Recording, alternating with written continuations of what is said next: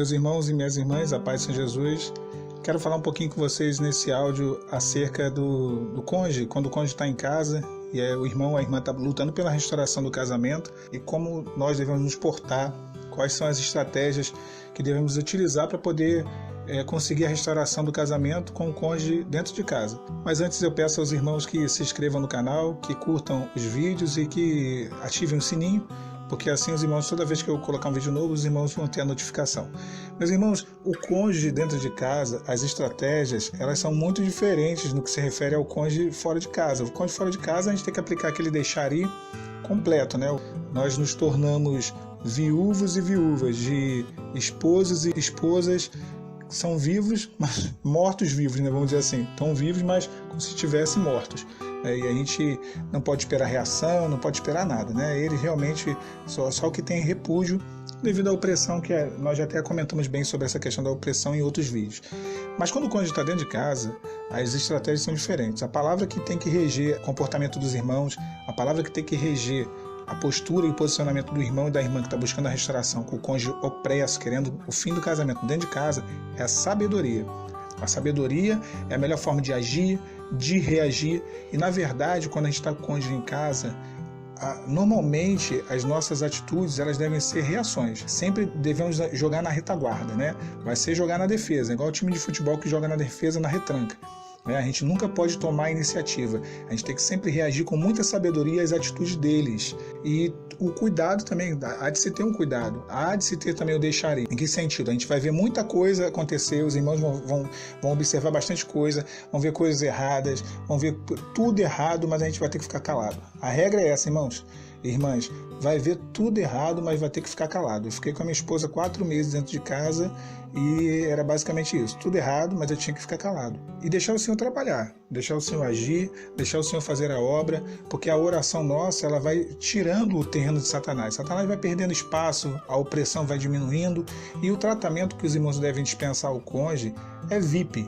Né? O que é o tratamento VIP? No caso dos varões, é cumprir com a obrigação de homem, com a obrigação de varão de pagar as contas, né? De levar para passear, de prover, de ser o provedor e o protetor do lar. E no caso das irmãs, tudo que puder, mesmo que isso não haja retribuição por parte do marido. No caso dos varões, parte da esposa, o tratamento que tem que ser dispensado é um tratamento VIP. E descansar em Deus, irmãos. O deserto é um local que é para a gente não fazer nada, né? É para a gente se posicionar em Deus, orando, jejuando, se consagrando. Isso a gente tem que fazer. Israel não plantou no deserto, Israel não cegou no deserto. Israel só andou, caminhou, seguindo a nuvem e a coluna de fogo, e ouviu a voz do Senhor e o direcionamento do Senhor. O alimento, o Senhor mandava pão dos céus, tudo era Deus quem direcionava. Então, quando a gente tenta tomar atitude, a gente se precipita e quebra a cara. A gente acaba criando o agravo para o deserto, piorando as coisas, em outras palavras. Quer ver um exemplo disso? Muitas das vezes, as pessoas pensam que o cônjuge está opresso, que tem que botar ele para fora, ou que tem que sair de casa. Não estou aguentando mais conviver com ela, com ele, eu vou sair de casa. Vou sair de casa, vou pedir o divórcio, ou então vou botar ele para fora, ela para fora, vai para casa da mãe, vai para... Meus irmãos, se tu fizer isso, o irmão ou a irmã vai estar agravando o deserto, vai estar criando problemas, vai estar dificultando o agir de Deus e o trabalhar de Deus. O irmão e a irmã vai estar dando uma prolongada considerável aí no deserto, porque deixa Deus agir. Se o Senhor permitir com que ele saia de casa, ou direcionar uma coisa muito clara, muito na direção do Espírito Santo, de você sair de casa, aquele repúdio absurdo, ela te bota para fora, aquela coisa que vira que você sabe que se você continuar vai ficar uma coisa insustentável. A gente vê alguns casos assim, é uma outra história, irmãos. Agora, a partir de você, a iniciativa de sair porque você não está aguentando mais, ou de mandar embora porque você não está aguentando mais, meu irmão, minha irmã, não faça isso. Você vai piorar muitas coisas. Depois você vai chorar e vai culpar Deus pela atitude que você tomou. Então, temos que ter sabedoria, né? O que acontece? O inimigo, ele trabalha com espaço, com o terreno que ele conquista ou o terreno que ele perde, né? A questão da batalha espiritual, basicamente, é isso. A gente está vendo lá o inimigo, ele vai tentando, ele vai conquistando, ele vai derrubando, né, os valores espirituais e entrando no coração da pessoa. Se o teu cônjuge, teu marido, a tua esposa ainda está em casa, é igual aquela situação da cidade sitiada, né? A cidade em estado de cerco, né? Ali cercada. Ela não foi ainda invadida, mas o inimigo já está à porta. Está tudo pronto. É reversível. Ainda tem a possibilidade de o cônjuge não sair de casa e de Deus ir revertendo essa situação. Porém, a sabedoria para quem está com o cônjuge dentro de casa é ser 5 vezes, 10 vezes mais do que quem está fora. Você vai sofrer ali, é como se fosse consertar um carro com o motor ligado. Então você vai sofrer, você vai ver tudo acontecendo ali, tem essa situação de ter a proximidade, estar vendo ali as ações, mas a sabedoria tem que ser redobrada. É reversível essa opressão? Totalmente, em todos os sentidos, né? Sempre é reversível, a opressão sempre é reversível, tanto no caso de quem está dentro de casa, do cônjuge dentro, quanto no caso que ele saiu, né? Então assim, tem como você reverter ao ponto de ele não precisar sair. Isso tem como. Porém, se o Senhor enxergar e ver, que foi o meu caso, o Senhor ele viu que eu não estava preparado. Né? Ele viu que eu não estava preparado para quê? Para ser transformado com a minha esposa dentro de casa. Então ele permitiu com que ela saísse. Eu não estava preparado. Ela chegava, eu criava briga, quebrava perfume, discutia, agressão verbal, aquela coisa terrível. Por quê? Eu tinha entendido que havia uma opressão, eu tinha entendido que eu estava numa batalha espiritual, mas fiquei 4 meses ali onde eu não sabia me calar, onde eu não sabia ter sabedoria, não sabia agir da forma correta, entender que meu inimigo não era minha esposa, que meu inimigo era o adversário das nossas almas. Então o Senhor chegou um momento que o Senhor falou, olha, você não está sabendo. E foi muito claro as palavras do Senhor. Você não está sabendo se posicionar, você não está sabendo ter sabedoria. Eu lembro de um texto que era assim, mudai a vossa maneira de ser e viver, e eu vos farei habitar novamente nesse lugar. Olha o que o Senhor estava dizendo, muito claro. Se você mudar a tua forma de ser, a tua forma de viver, teu comportamento, teu temperamento, tua personalidade, não vai nem precisar ela sair. Mas eu não fiz, eu não consegui seguir o quê? As regras. No deserto a gente tem que seguir só as regras, a coluna de fogo e a nuvem. E o maná Deus vai mandar. A gente não precisa ficar criando caso, implantando coisa, inventando coisa, não. É obedecer, né? Não tem quando a gente é criancinha, não é ABCD. Quando a gente quer servir a Deus é obedecer, não é ABCD, é obedecer. Então eu não soube obedecer.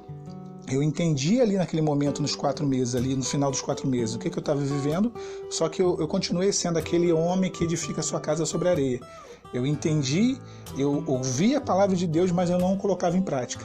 Então, o que foi necessário? Ela sair. Então, no caso de alguns irmãos, é possível que seja necessário que o marido ou a esposa saia.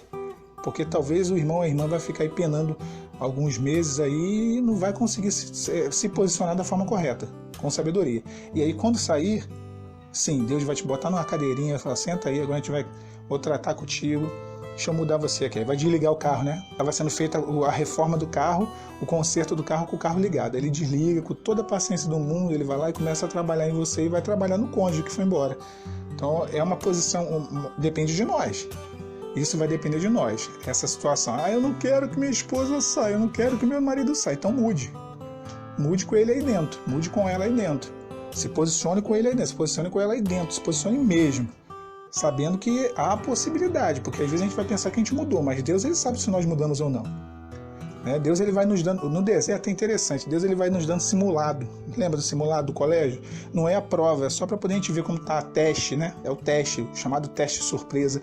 Ele vai nos dando teste surpresa. Eu passei por alguns testes surpresa que eu falei assim, não, eu estou pronto, Senhor, me restaura logo, muda logo a sorte do teu servo.